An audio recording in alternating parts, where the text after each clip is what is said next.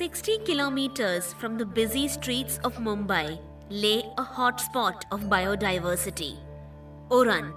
Besides being synonymous for the Jawaharlal Nehru port, Uran is best known among birders for its vast stretches of marshes and mangroves, supporting some of the largest congregations of aquatic birds, both migratory and resident.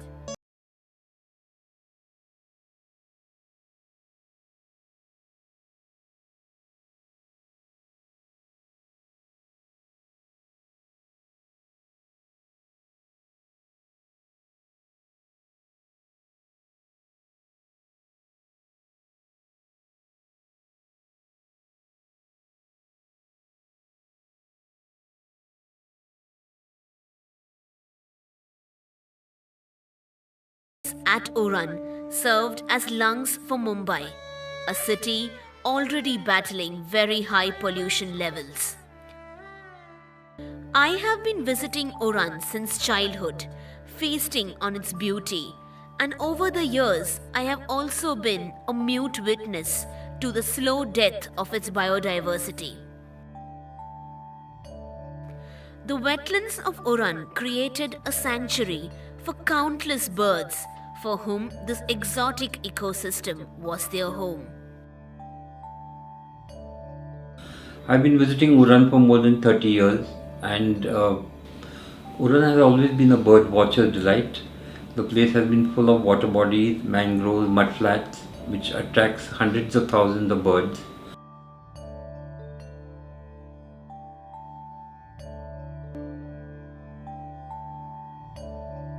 Urin was like a heaven for birders. There used to be thousands of waders. Flamingos used to be in good numbers. Earlier days, because Mumbai, there were very less flamingos. After 2000, they were becoming thousands.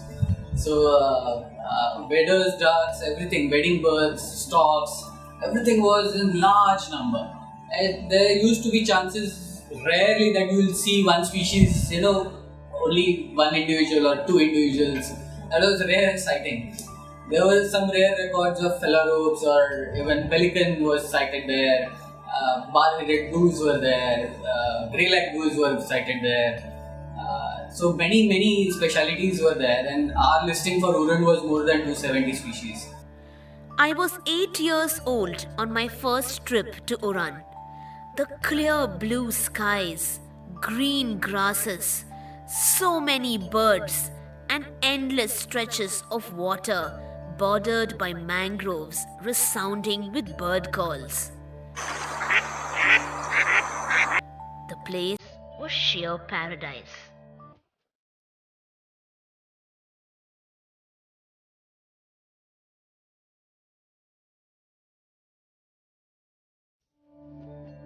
Generations of poets and photographers have been inspired by the spectacular array of bird life, ranging from flamingos to kingfishers to pied avocets, painted storks, red-necked ibis, the tricolored munia, and the elusive short-eared eagle owl.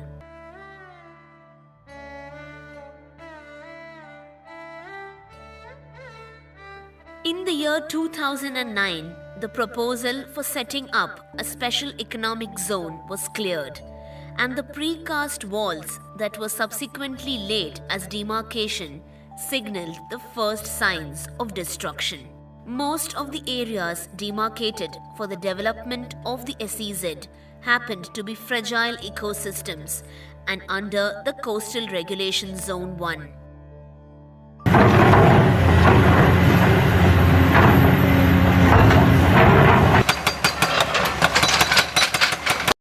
The entire ecosystem had fallen prey to disastrous human interventions, improper management, overexploitation, and lack of vision and awareness.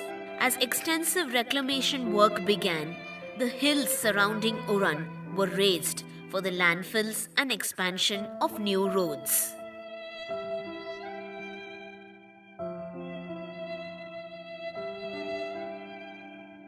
Dumpers at the rate of 25 trucks per minute have been transporting sand and stone from nearby mountains.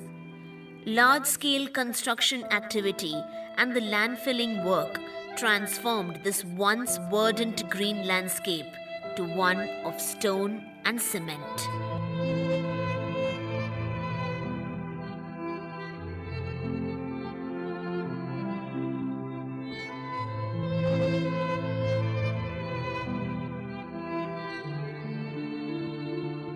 The walls constructed at the mouth of the sea have stopped seawater from entering the mangroves, leaving the birds devoid of food.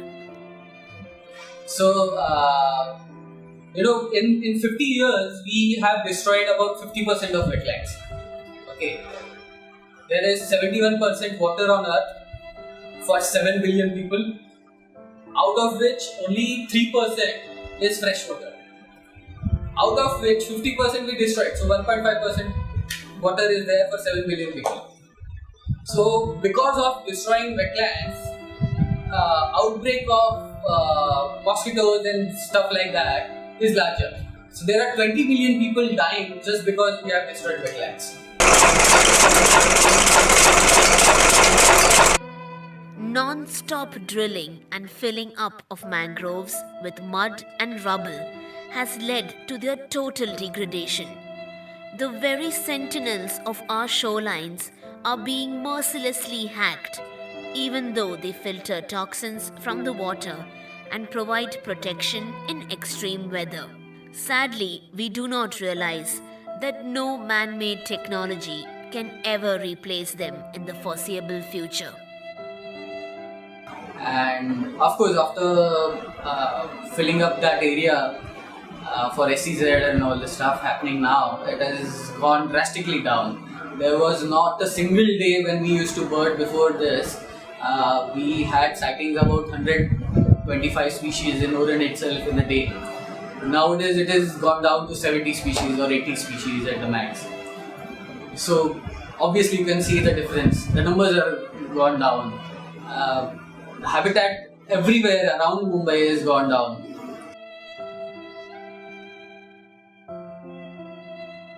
The reclaimed land that was meant for development has today turned to a vast garbage dumping grounds, where plastic and other toxic waste are being recklessly dumped and burnt, endangering all the life around.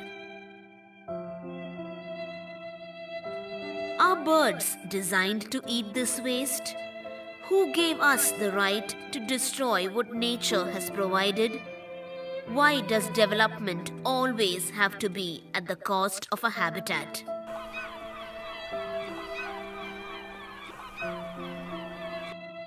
In the last decade alone, a whopping 800 hectares have been destroyed at Uran. Once the foraging grounds of flamingos and other wader birds has today been converted to a barren wasteland.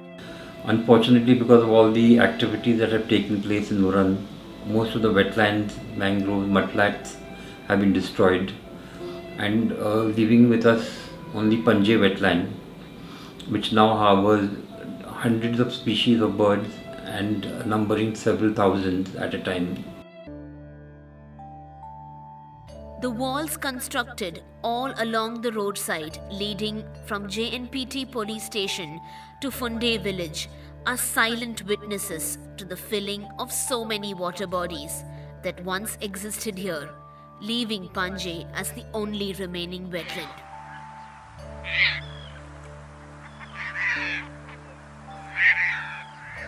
Precious few places are left on earth where landscape is untamed, water flows freely, and wildlife thrives unseen.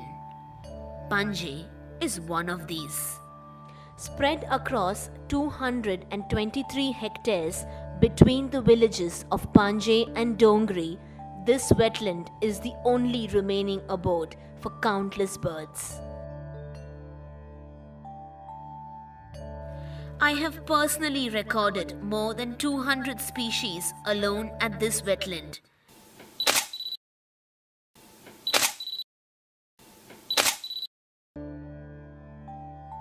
On one of my excursions here, I happened to meet Parag, a local guide who told me that this ecological habitat would also be soon reclaimed, just like the other nearby areas lost already. A farmer by profession, he is an expert on the birds too, a trait he has acquired over the years due to his peaceful coexistence with hundreds of avian beauties that visit here year after year. मैं इधर पहले से ही बचपन से आ रहा हूँ इधर। अभी इधर तो बर्ड्स आते हैं बहुत, इंडिया के बाहर के बर्ड्स आते हैं इधर, जैसे कि flamingos, Indian skimmer, Caspian floor और कॉमन शेल्डक, ये बहुत से बाहर से आते हैं इधर बर्ड्स। मैं जो गाइड का काम करता हूँ उससे ही हमारा घरदार चलता है। इधर हम हमारे मेरे साथ और 4-5 लोग हैं जो गाइड का काम करते हैं। जो बम्बई से, वासी से जो टूरिस्ट आते हैं बर्ड्स देखने के लिए, उनको हम गाइड करते हैं सब लोगों को। Apart from acting as guides to avid bird watchers, the locals also use these waters for fishing. Without this wetland, their primary source of income and food would perish.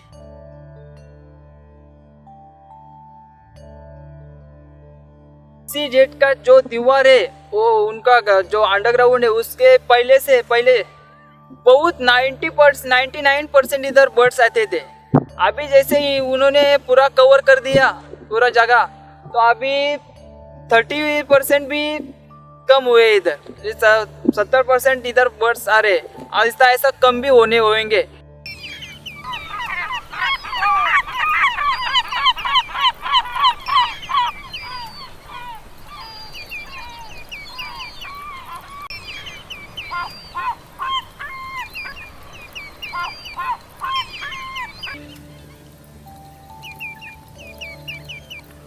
So for any species, basically any species, be it a bird or a reptile or a mammal, for any species habitat is very important. So for birds, when we talk about migrants, we largely have waders visiting Uran and Mumbai shores.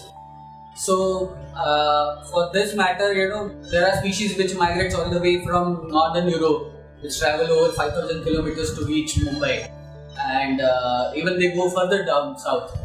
So migration pattern, while in migration they migrate in numbers, in large numbers, 10,000, 20,000, and that's the time when that area has to be very natural.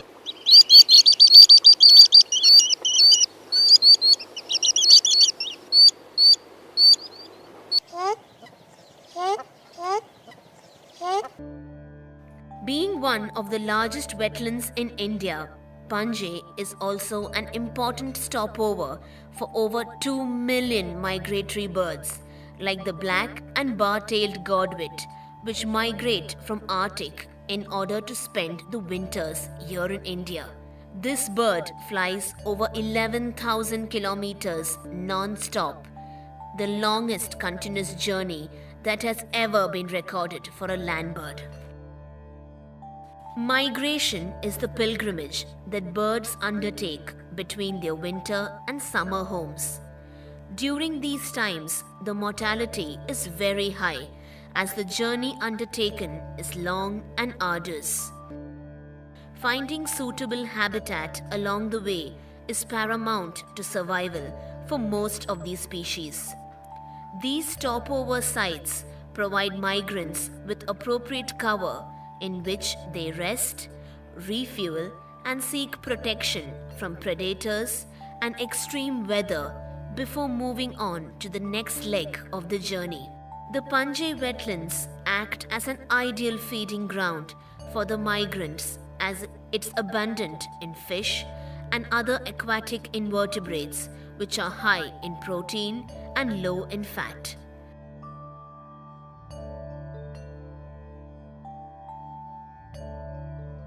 Several of the IUCN Red Data status birds regularly winter here, like the painted stork, the curlew sandpiper, and the Eurasian curlew.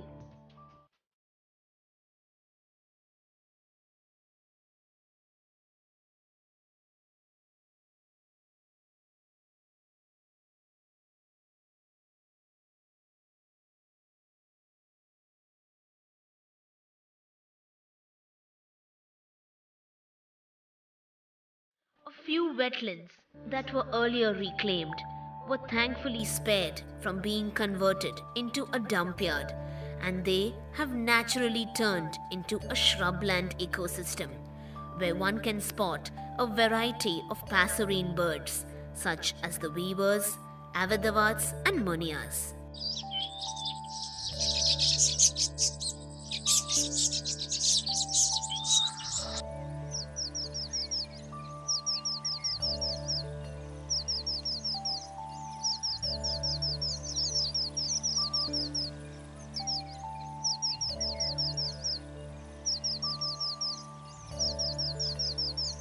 बहुत सारे birds की nesting होती है। तो इधर मेरा मानना है कि इधर बर्ड सेंचुरी डिक्लेयर किया जाए पांजे में। पूरा एक ही जगह है उरन में, क्या इधर बर्ड्स बहुत सारे बर्ड्स आते हैं। The wetlands and the adjoining grasslands have also become important breeding grounds for several birds.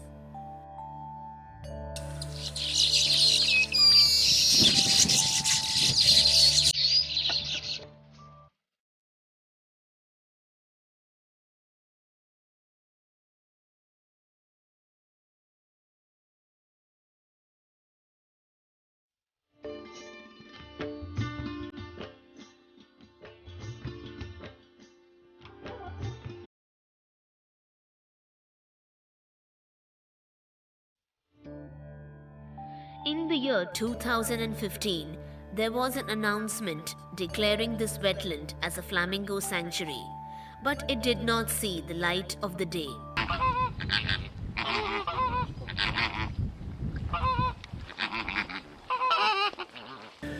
It's extremely unfortunate that the proposal to declare Panje as a sanctuary has also not materialized. The BNHS report of March 2017, which talks about the impact of birds in and around the Navi Mumbai International Airport, has also strongly recommended that the Panje wetland be preserved for birds. And I think that recommendation also needs to be implemented.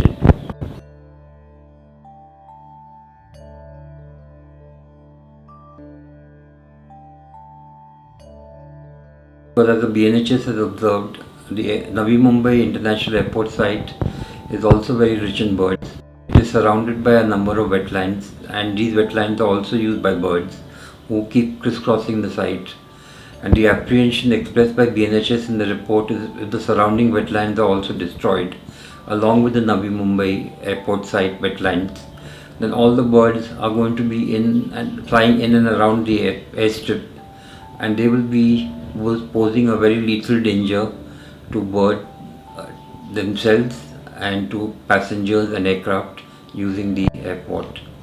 So even from a safety point of view, it's important that all the wetland habitats, particularly Panje, need to be protected to ensure that the bird hazard risk for the Navi Mumbai International Airport is minimized. If all the greenery around us are destroyed, then all we can tell the coming generations is a big sorry. Sorry to have changed the planet from green to black. Sorry to have left behind a city that is choking with pollutions and toxic chemicals for you to exist. Sorry to have handed over an environment completely devoid of oxygen. Every bit of nature that we destroy today is a nail in the coffins of our children.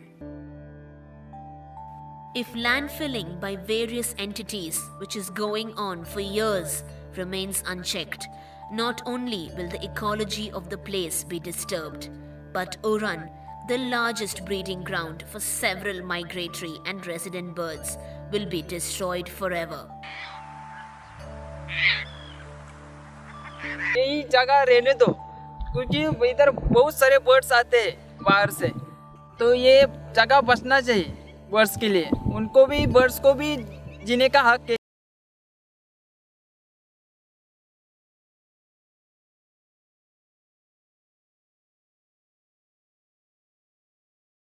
There is actually a Supreme Court order saying that all wetlands that have been listed in the wetland directory prepared by the MOEF or in the brief document prepared by the state governments should be kept intact, and I think therefore Panje also should not be touched. It's a very unique bird habitat. There are different species of birds that come there, and particularly in winter it's a bird watcher's paradise.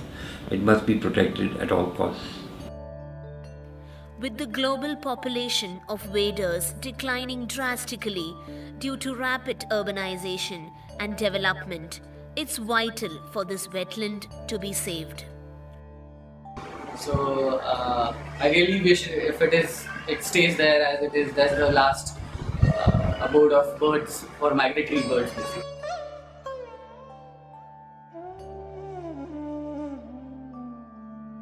As the sun sets, I sincerely hope that each sunrise hereafter will resound with bird calls that will echo down the ages for generations to come.